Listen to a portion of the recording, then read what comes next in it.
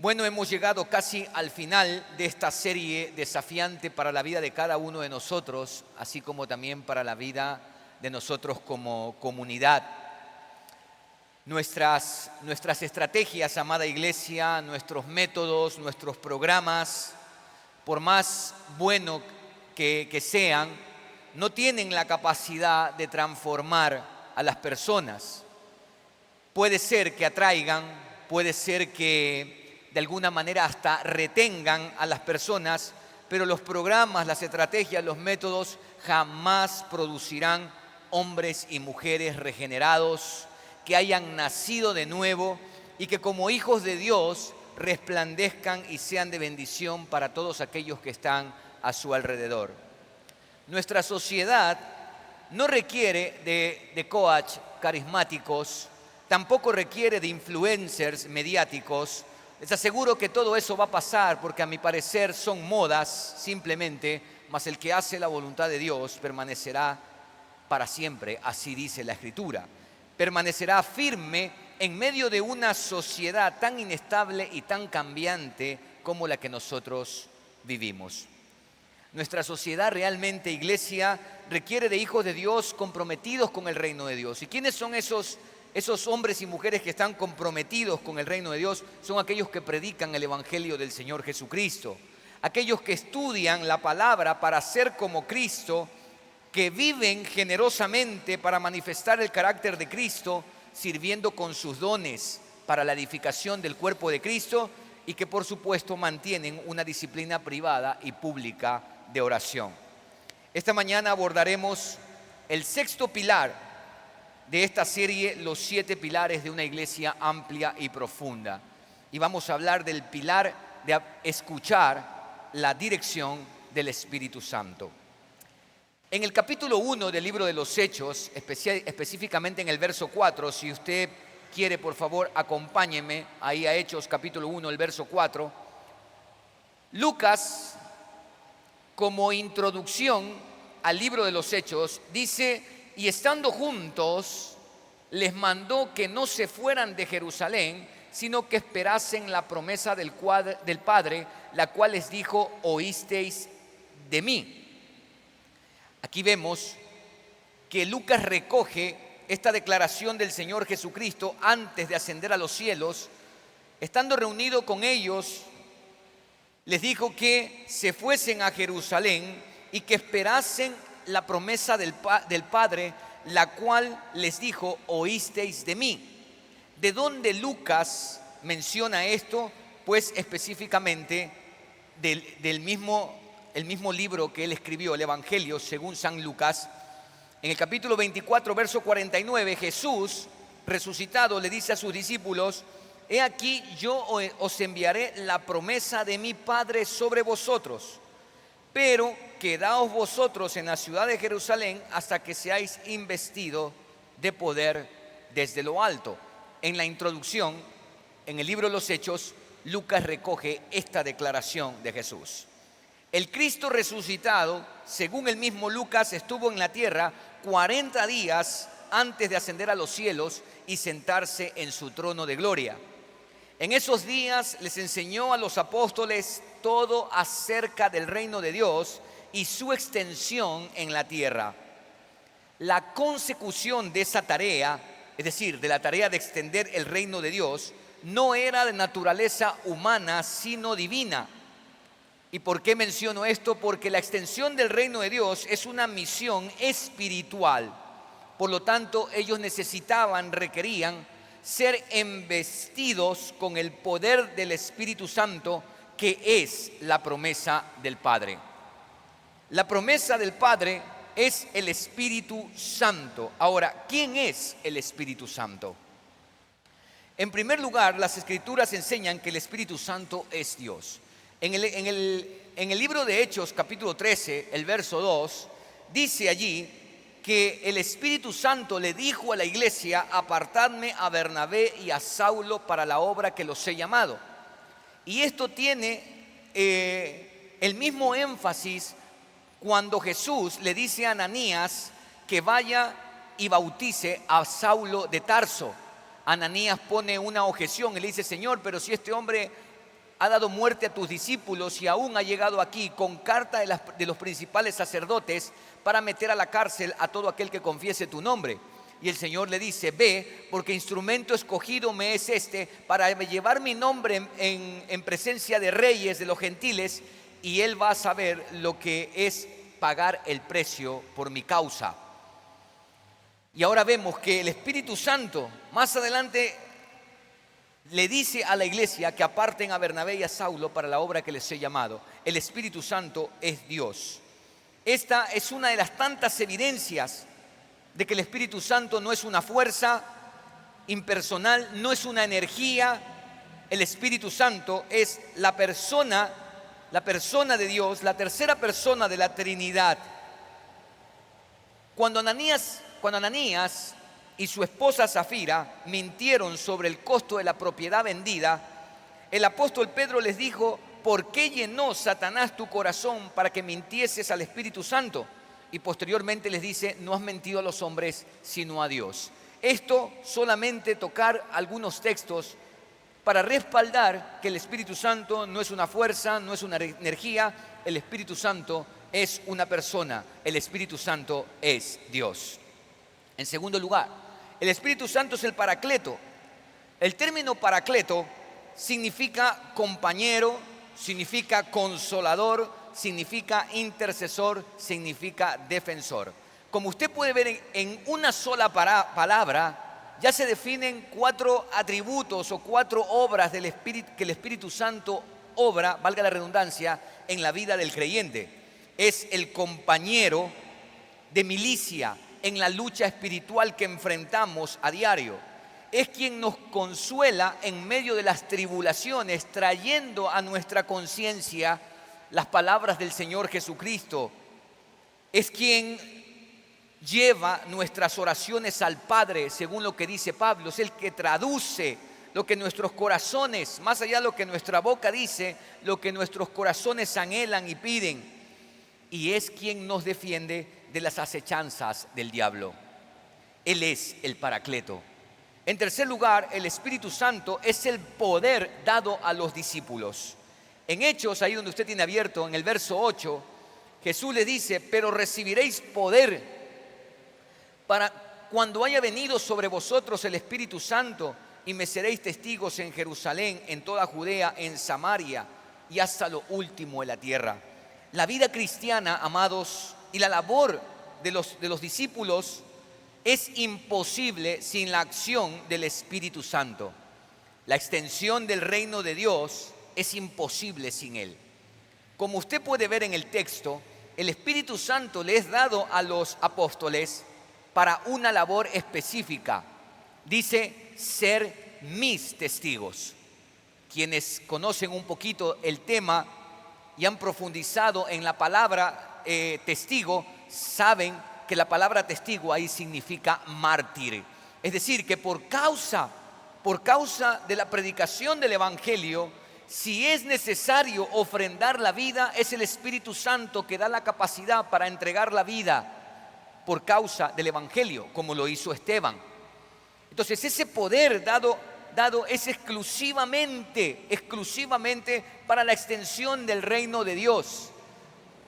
Aquí ya no tendríamos que hablar de Jerusalén, Judea, Samaria, hasta lo último de la tierra.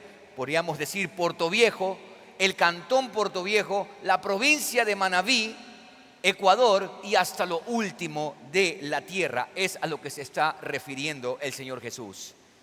Es decir, que aún la mismísima muerte puede ser llevada a cabo por un hombre o una mujer, por un creyente, solamente por la acción del poder de Dios dado a través del Espíritu Santo.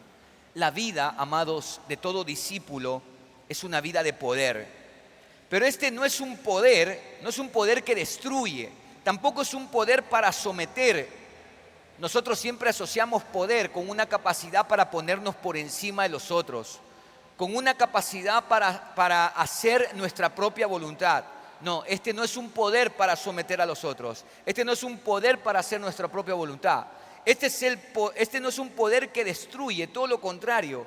Este es el poder que construye la imagen de Jesucristo en cada uno de sus discípulos. En este versículo 8 del capítulo 1 de Hechos, nosotros vemos la medida y el límite del poder del Espíritu. Nos es dado para que seamos testigos de Cristo. Vuelvo y repito esto, desde Jerusalén hasta lo último de la tierra. Y solamente podremos disfrutar de la plenitud del poder del Espíritu Santo mientras le damos al mundo entero el mensaje del Evangelio. Alberto Benjamín Simpson, fundador de la Alianza Cristiana y Misionera, decía lo siguiente: únicamente cuando la iglesia cumpla la obra de evangelizar al mundo entero, obedeciendo la gran comisión que le ha sido confiada, podrá comprender el total significado de la promesa pentecostal o de Pentecostés. Alberto Benjamín Simpson, fundador de la Alianza Cristiana y Misionera, nunca imaginó y tampoco nunca fue motivado o llegó a pensar en llegar a esto que la Alianza Cristiana y Misionera es hoy en día. Es decir, nunca imaginó ser el fundador de una denominación, de una gran denominación que tuviese sedes en diversas partes del mundo.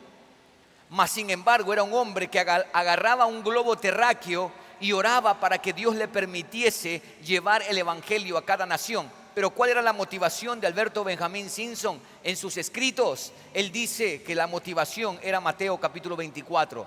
Él era un hombre que anhelaba la venida de Jesús. Y cuando leyó en Mateo 24 que el mismo Jesucristo dice: y cuando se haya predicado este evangelio del reino en todo el mundo, entonces vendrá el fin.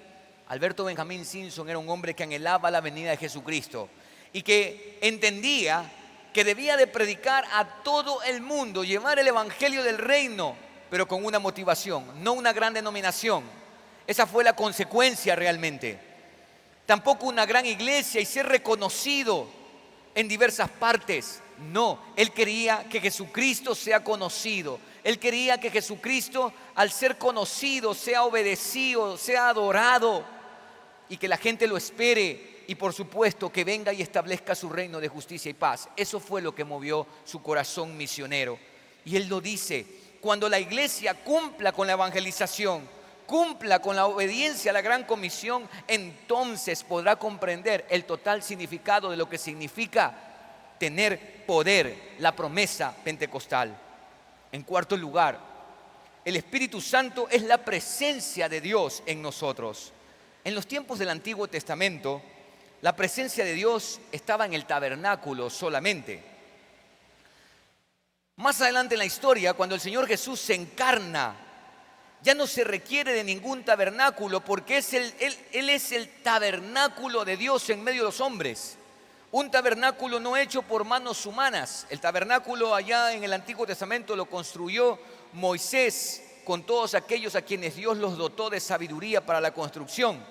Pero acá es un tabernáculo no hecho por manos humanas, sino hecho por Dios mismo. Por eso que Jesús es el Emanuel, Dios con nosotros. Él murió, resucitó al tercer día y ascendió a los cielos, y ahora ha decidido morar en nosotros, simples vasos de barro, dándonos su espíritu, por lo cual hemos llegado a ser, como dicen las Escrituras, ese templo de Dios donde mora su espíritu. Somos el templo del Espíritu Santo. Amados, el Espíritu Santo no es una fuerza, no es una energía, es Dios. Es el paracleto, el consolador, el compañero, el defensor, el intercesor del creyente. Es el poder que nos ha sido dado para nosotros, si ese fuera el caso, ofrendar nuestra vida por causa del Evangelio. Y es la presencia misma de Dios en nosotros. Teniendo en cuenta lo que el Espíritu Santo es y su propósito en nosotros, entonces con esto tenemos que aprender a escuchar su guía y dirección para nuestra vida individual, así como para nuestra vida comunitaria. En Hechos 13, si vuelva por favor a Hechos 13, dice allí el verso 2: ministrando estos al Señor y ayunando, dijo el Espíritu Santo: apartadme a Bernabé y a Saulo para la obra que los he llamado. Si usted sigue leyendo el libro de los Hechos, yo les he planteado a ustedes que durante estas semanas lean el libro de los Hechos, no sé si lo habrán hecho, pero para los que lo hicieron, recordarán que más adelante leemos en el libro que el Espíritu Santo le impidió a Pablo ir hacia Asia y lo encaminó a través de una visión de un varón macedonio, lo encaminó hacia Macedonia. Estos ejemplos deben llevarnos a nosotros a preguntarnos cómo fue que la iglesia de Antioquía y posteriormente el mismo apóstol Pablo pudieron escuchar la dirección clara, específica del Espíritu Santo, lo que el Espíritu Santo les decía. Bueno, el texto mismo nos da la respuesta. En primer lugar, la iglesia de Antioquía pudo escuchar la voz del Espíritu Santo porque la iglesia de Antioquía era una iglesia que estudiaba las Escrituras. Mira por favor lo que dice el capítulo 11 en el verso 26. Y se congregaron allí todo un año con la iglesia y enseñaron a mucha gente. Y se congregaron allí todo un año. ¿Y qué dice? Y enseñaron a mucha gente. Quiero ver que veamos otro texto, amados, ahí mismo en el libro de los Hechos, capítulo 17. Vamos a recordar cuando hablaba del pilar de estudiar las Escrituras. 17:11. Y estos eran más nobles, los que escucharon el evangelio en Berea, que los que estaban en Tesalónica, pues recibieron la palabra con toda solicitud, escudriñando cada día las Escrituras para ver si estas cosas eran así. Capítulo 18, verso 11. Y se detuvo allí 1 año y 6 meses, enseñando ¿qué cosa? La palabra de Dios. Amados, la iglesia prístina o la iglesia del primer siglo era una iglesia que permanecía en la enseñanza de la palabra de Dios. Una iglesia que estudiaba las Escrituras. Y por eso, y otras 2 cosas que voy a mencionar acá, la iglesia podía escuchar la voz del Espíritu Santo. Ellos escudriñaban las Escrituras. Y mira acá que ellos no tenían las ventajas que nosotros tenemos hoy. En la iglesia del primer siglo, la mayoría de hombres y mujeres que conformaban la iglesia eran analfabetos, esclavos. No todos eran hombres pudientes.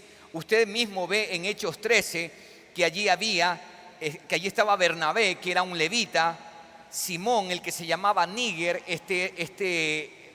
parece ser, por lo que dice el texto, que era un afrodescendiente, Lucio de Cirene, Manaén, el que se había criado junto con Herodes el tetrarca, es decir, una persona de una posición muy probablemente media hacia arriba, y Saulo, que era un erudito.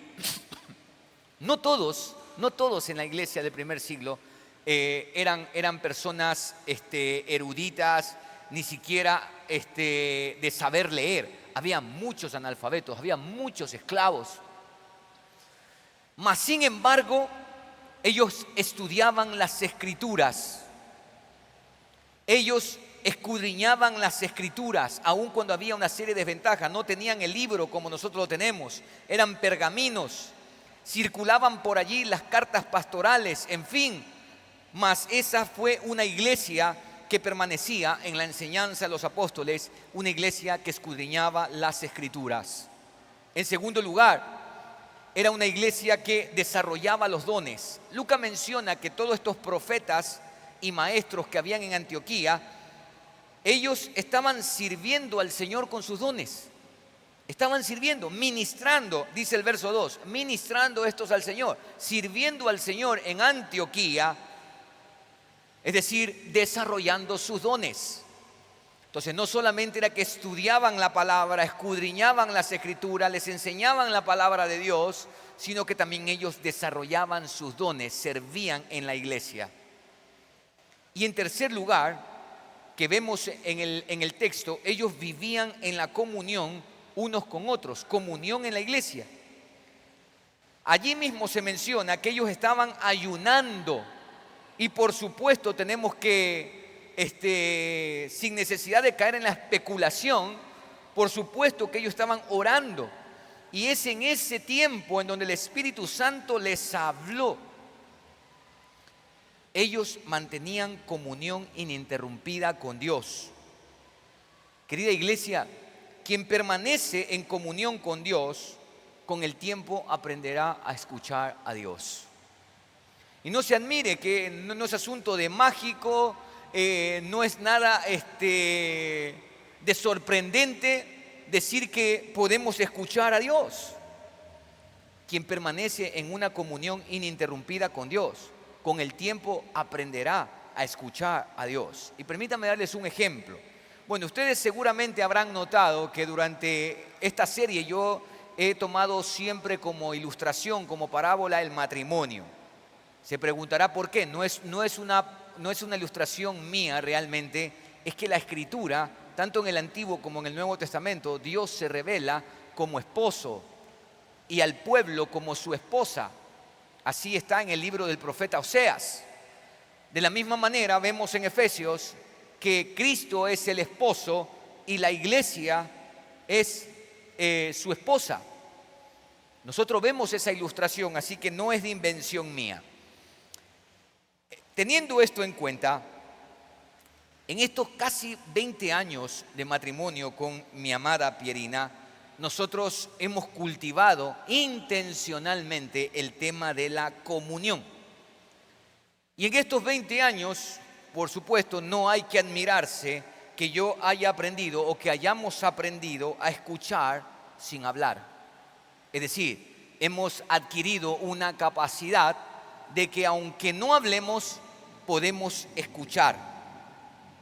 Yo sé cuando algo molesta a mi esposa, así como también sé cuando algo le agrada, sin que me lo diga, yo ya lo sé, porque la comunión nos lleva a nosotros a conocer al otro, y no es necesario ni que hable cuando sabemos que la hemos regado, o cuando sabemos que hemos hecho bien las cosas.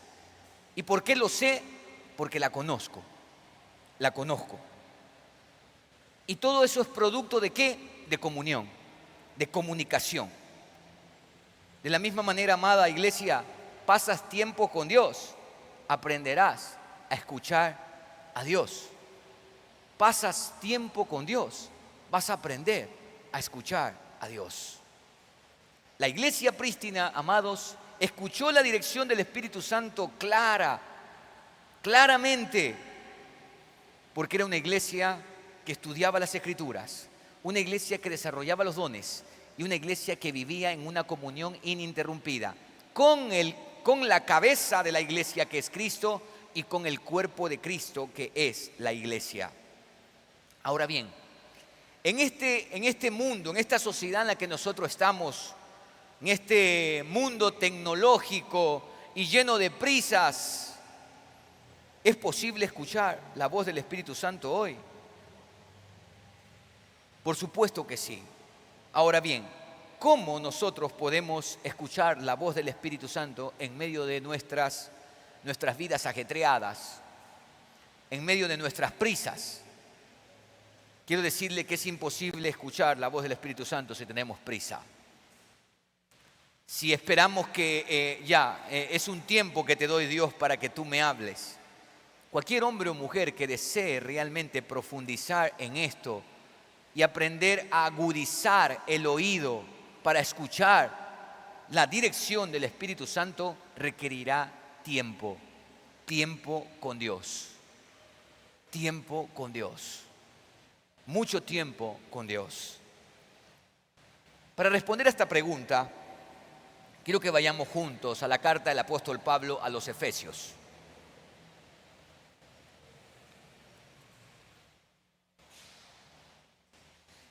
En el capítulo 1, el verso 13, Pablo dice: en él también vosotros, habiendo oído la palabra de verdad, el evangelio de vuestra salvación, y habiendo creído en él, ¿qué sucede? Fuisteis, ¿qué cosa? Sellados, ¿con quién? Con el Espíritu Santo de la promesa. ¿Cuál promesa? La promesa que el Padre dijo. Promesa que se hizo manifiesta en el día de Pentecostés.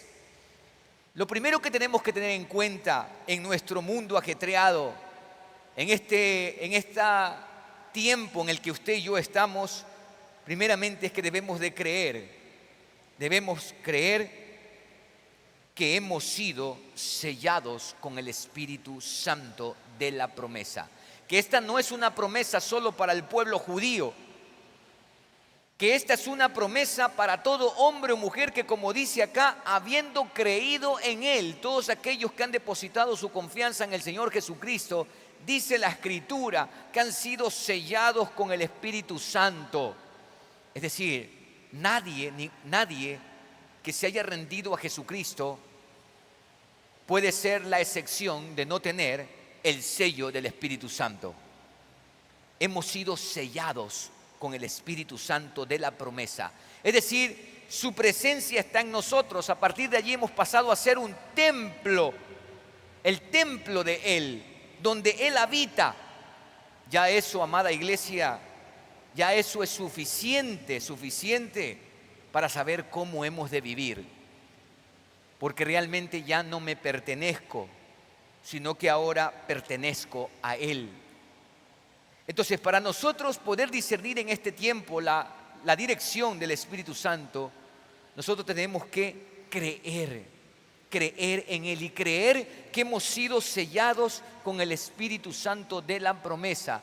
Y no es por el hecho de que yo sea pastor y usted no sea pastor que yo pueda tener un poco más del Espíritu Santo y usted un poco menos, porque el Espíritu Santo no es una fuerza, no es una energía para que se nos administre un poquito a cada uno. Es una persona y nos es dada como persona totalmente, completamente. Es Dios en nosotros. En segundo lugar, ¿cómo nosotros podemos escuchar la dirección del Espíritu Santo hoy en día? Efesios 4:3. Solícitos en guardar la unidad del Espíritu en el vínculo de la paz. En segundo lugar, perseverando en la unidad del Espíritu. Amados, cuando en una comunidad, escuche con atención, cuando en una comunidad hay rencor, hay rencilla, cuando no hay paz en una comunidad, es imposible que el Espíritu Santo pueda hablar. Porque nuestro dolor, nuestro rencor, nuestro resentimiento se pone por encima de lo que Él dice. Y si algo nosotros hemos de luchar y batallar, como dice Pablo, es precisamente en guardar la unidad del Espíritu en el vínculo de la paz. Y aquí Pablo se está refiriendo a ese shalom, a esa paz de Dios que sobrepasa todo entendimiento. Y mira lo que dice el verso 2. Con toda humildad y mansedumbre, soportándoos con paciencia los unos a los otros en amor. Usted tiene que soportarme a mí con paciencia, porque Dios no ha terminado su obra en mí. Yo tengo que soportarlo a usted con paciencia, porque Dios no ha terminado su obra en usted. Porque ciertamente, amados, podemos llegar a ser insoportables los unos a los otros. Por eso es que la Escritura dice, sopórtense los unos a los otros en amor. Es decir, y presta atención a esto, nunca pongas un problema por encima de la relación que nos une. Es un consejo que yo siempre suelo dar a los matrimonios. Nunca pongan por encima de lo que son, la relación que tienen, nunca pongan por encima los problemas porque se fregó todo. Porque entonces sí, si yo pongo por encima los problemas, entonces tú tienes que hacer lo que yo quiero para solucionar este problema. Y el otro dice, tú tienes lo que yo quiero, lo que debes hacer para solucionar este problema. Y resulta que el problema nunca se soluciona. Lo que hay que poner por encima es la relación. Amada iglesia, pensar que en una iglesia no va a haber problemas, que en una comunidad, eso es una quimera. Es algo que suena bonito, pero no es real. Aquí se nos dice que debemos soportarnos con paciencia y hay un elemento, el amor. El amor cubre multitud de faltas. El amor nos alienta, el amor nos impulsa a decir, bueno, más allá de cualquier otra cosa, más allá que no esté de acuerdo contigo, más allá que que no me guste lo que haces. En medio de todo eso, Dios me manda a amarte y tengo que guardar la unidad para mantener paz. Y en eso debemos perseverar. Cuando en un matrimonio no hay paz, cuando en un matrimonio no hay unidad, es muy complicado, muy difícil escuchar la dirección del Espíritu Santo para esa situación. En tercer lugar, vamos al 5:18. No os embriaguéis con vino, en lo cual hay disolución. Antes bien, sed llenos del Espíritu Santo. Dije que todos hemos sido sellados con el Espíritu Santo, así dice la Biblia, todo lo que hemos creído. Eso es verdad. Pero también es verdad que no todos son llenos del Espíritu Santo. Eso también es verdad. Este es un mandato. ¿Qué es ser lleno del Espíritu Santo? Es haber rendido toda la vida a su control. Eso es lo que significa ser lleno del Espíritu Santo. Miren, todos los que estamos aquí, creo yo, podemos entender la diferencia que existe entre un arroyo y un río correntoso, ¿verdad? Peor ahora que ha llovido últimamente en estos días bastante y vemos cómo han crecido el caudal de los ríos. Todos sabemos la diferencia entonces entre un arroyo, cuando hace unos meses atrás ese río Portoviejo estaba sequititito y ahora ha crecido su caudal, entre otros ríos que incluso se han desbordado. Así que todos somos conscientes de la diferencia que hay entre estos dos. En ambos casos, tanto en el riachuelo como en el caudal de agua, en ambos casos hay agua. Pero en uno, en el riachuelo, la corriente es débil. En el río acaudalado, la corriente es fuerte, arrastra, puede llevarse hasta un vehículo. Es poderosa la corriente, tan poderosa que puede mover las turbinas de las centrales eléctricas y darnos luz a todo el Ecuador. Por eso es que estuvimos con este asunto de los racionamientos. Dios ha sido bueno, ha enviado lluvia, ha crecido el caudal de los ríos. Y esas corrientes fuertes, esos miles de litros de agua que caen sobre las turbinas, les dan potencia, de tal manera que generan la luz. Pues de la misma manera, amados, es la vida llena del Espíritu Santo. Jesucristo dijo, el que viene a mí, como dice la Escritura, de su interior correrán ríos de agua viva.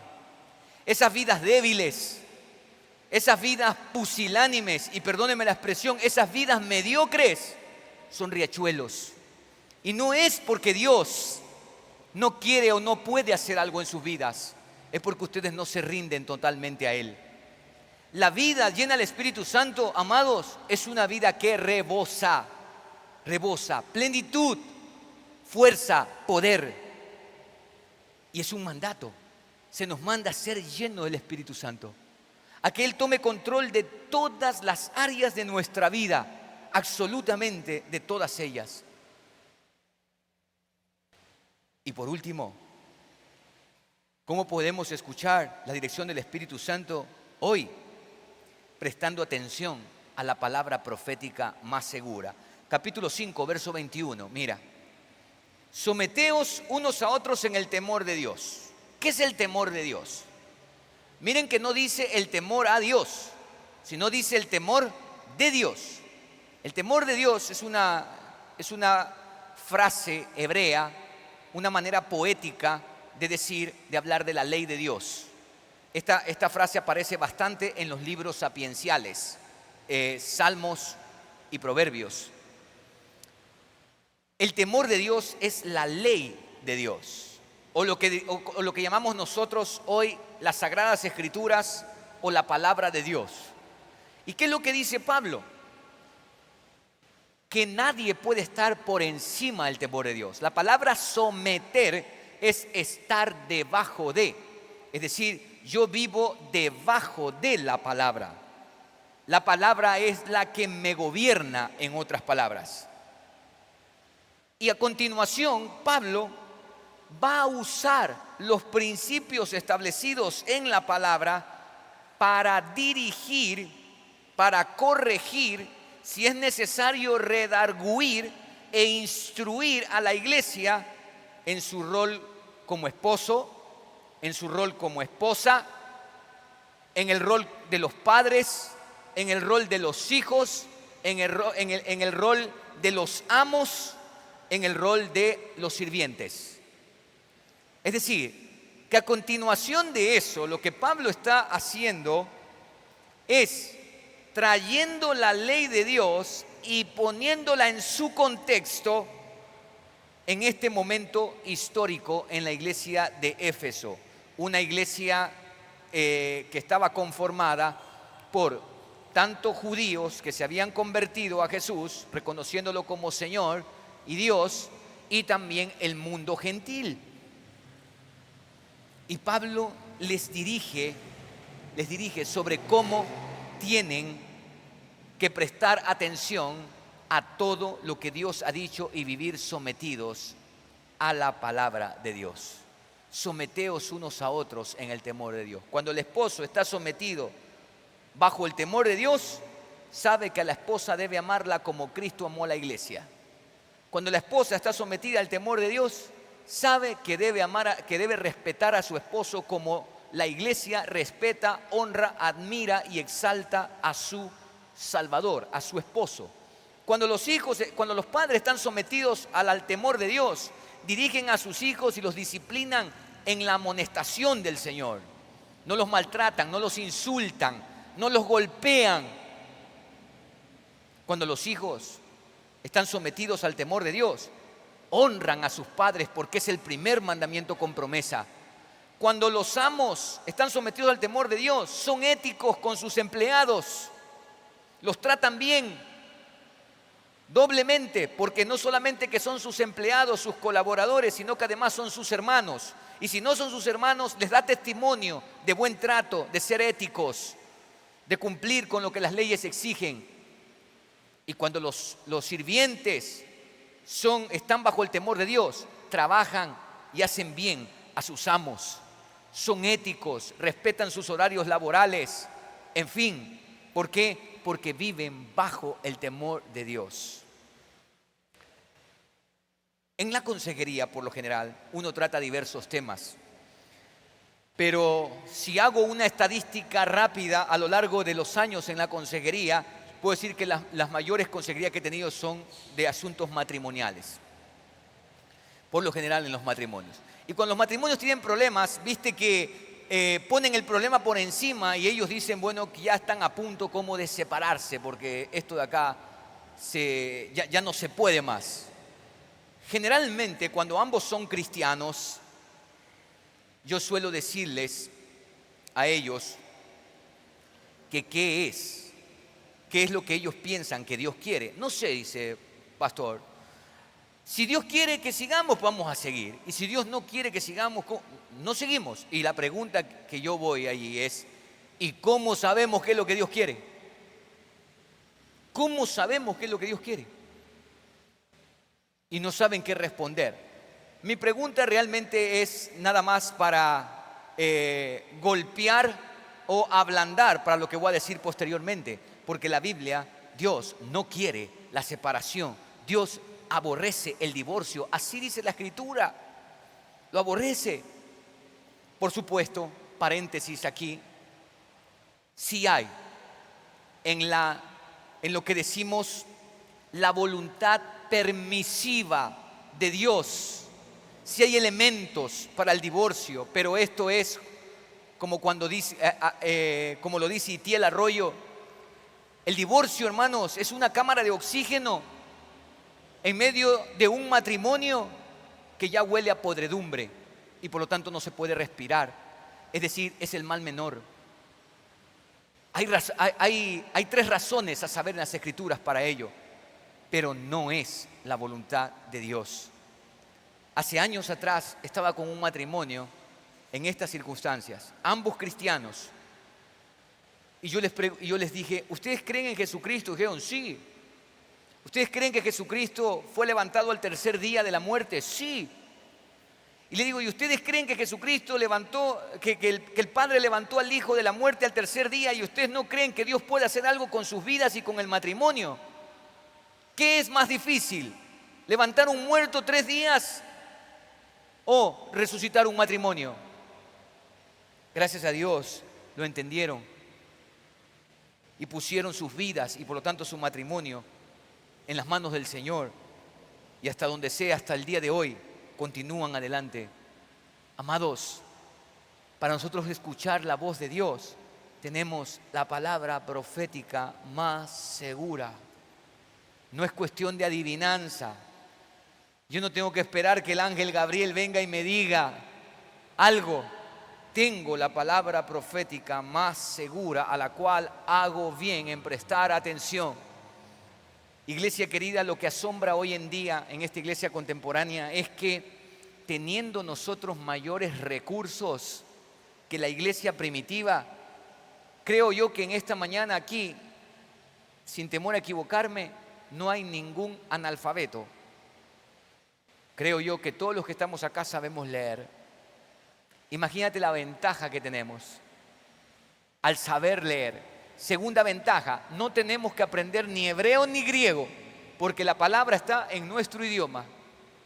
Tercera ventaja, tenemos la escritura en un sinnúmero de versiones, por si quizás no eres muy bueno en asunto de el significado de las palabras, han simplificado la cosa y te ponen palabras más sencillas para que las puedas entender.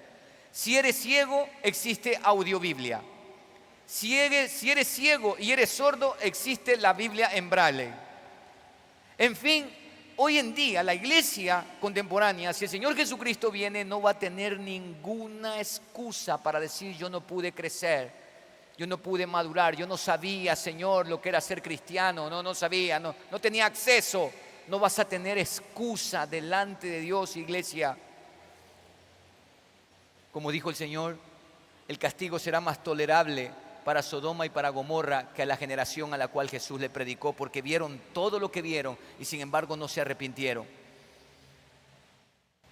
Amados, si queremos ser una iglesia amplia y profunda, tenemos que dedicar nuestras vidas a vivir en comunión con Dios y no levantarnos de allí hasta que Dios nos hable. Quiero terminar con una anécdota. ¿Puedes darle clic, por favor? El padre decidió llevar a su hijo pequeño al concierto de la Orquesta Sinfónica atrás, que se presentaría en la ciudad como el inicio de una gran gira nacional. Mientras el niño escuchaba con atención, el padre le preguntó: ¿escuchas la flauta, hijo, en esa melodía? ¿No te parece maravilloso su sonido? Y el niño miró desconcertado a su padre y le dijo: papá, ¿cuáles flautas? El niño era incapaz de reconocer el sonido de las flautas por sí solas. Primeramente, el padre debió llevarlo a escuchar las flautas fuera de toda la orquesta antes de escucharlas en una sinfonía. Lo mismo sucede con nosotros. Amados, nosotros no podemos escuchar al Espíritu Santo a menos que aprendamos a escucharlo en la intimidad.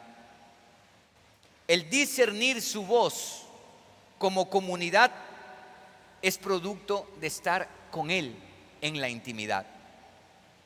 Una iglesia amplia es aquella en la que sus miembros perseveran en la intimidad para aprender a escuchar la dirección del Espíritu Santo y de esta manera conocer su voluntad para obedecerla, no simplemente para decir, es que Dios dice así, porque mira que hoy hay mucha gente que sabe lo que Dios dice, pero no lo hace,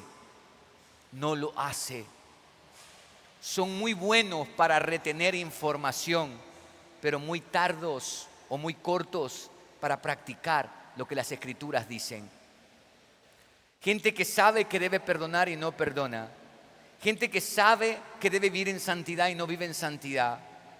Gente que el Espíritu Santo habla a sus conciencias, pero deciden hacer lo que sus deseos, porque sus deseos son más fuertes que lo que el Espíritu Santo les pueda decir. Si hemos de causar, hermanos, si hemos de ser una bendición y si hemos de ampliarnos en Portoviejo, tenemos que estar profundamente comprometidos en la intimidad con Él, para que cuando escuchemos su voz, estemos dispuestos a obedecerla individualmente, familiarmente y por supuesto como comunidad, pues la iglesia está formada por familias. La iglesia es una gran familia formada por familias.